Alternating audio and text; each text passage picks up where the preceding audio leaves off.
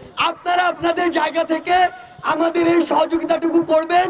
সারা দেশে সকল সেই ভাই বোনদের পাশে আমরা দাঁড়াতে পারি। বৈষম্য বিরোধী ছাত্র আন্দোলনের যে মর্যাদা পেয়েছে সারা দেশে, সেটিকে ব্যবহার করে একটি অপব্যবহার করার চক্রান্ত আছে। আমরা বলতে চাচ্ছি সেই কমিটি আসলে আমরা দেই নাই। আমরা 20 থেকে 25 জনের একটি আইটি এক্সপার্ট টিম করেছি।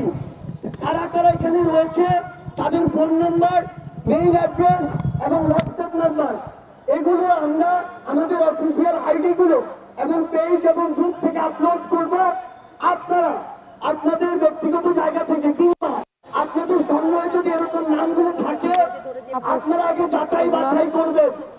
আমরা শুধুমাত্র আমাদের আন্দোলনকে কেন্দ্র করে আহত হওয়া এবং শহীদ হওয়া ভাই বোনদের তথ্য সংগ্রহ করছি।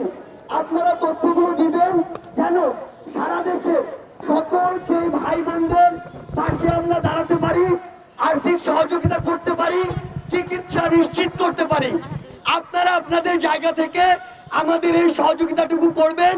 আমরা রাতের মধ্যে সে নামগুলো এবং যোগাযোগের মাধ্যমগুলো আমাদের জায়গা থেকে অফিসিয়ালি ঘোষণা করব। কিন্তু আমরা আরেকটি বিষয় খুব স্পষ্ট করে জানিয়ে দিতে চাই, 5ই আগস্টের পর আমরা দেখতে পাই বিভিন্ন জেলা উপজেলায় নিজেরা কমিটি ঘোষণা করে।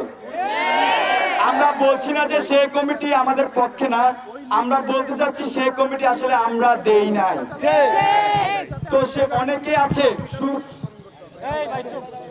আছে সুবিধাভোগী, অনেকে আছে সুযোগ সন্ধানী, যারা আসলে আমাদের এই বৈষম্য বিরোধী ছাত্র আন্দোলনের যে মর্যাদা পেয়েছে সারা দেশে, সেটিকে ব্যবহার করে একটি অপব্যবহার করার চক্রান্ত আছে।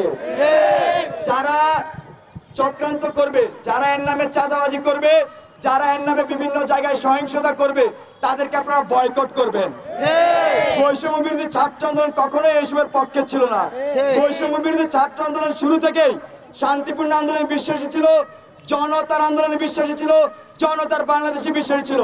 আমরা আহ্বান করব সারা দেশে যারা আমাদের সাথে একসাথে কাজ করতে চান, তারা তাৎক্ষণিকভাবে ভলেন্টিয়ার টিম গঠন করতে পারেন।